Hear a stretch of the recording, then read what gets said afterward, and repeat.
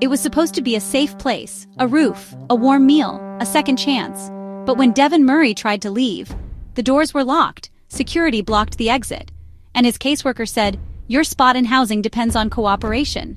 Devin wasn't a resident, he was a bargaining chip, in a shelter that ran like a prison, funded by the city.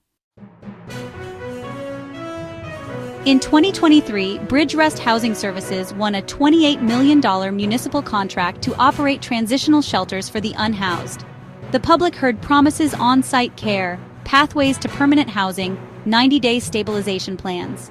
But buried in the contract's appendix, a clause allowing mandatory behavioral compliance and non-voluntary extended stays for so-called high-risk residents.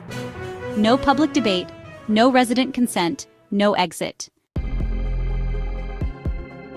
Devin Murray was brought in by outreach officers after sleeping in a church parking lot.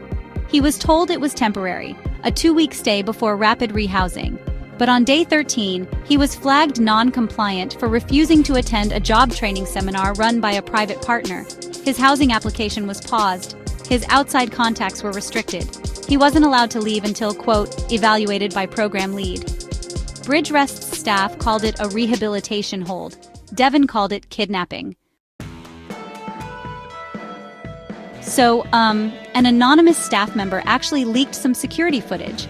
It showed residents being denied exit, verbal threats being used to coerce attendance, and honestly, personal belongings being confiscated under this so-called safety policy. Bridgerest responded by saying, "We follow city-approved retention practices for client safety."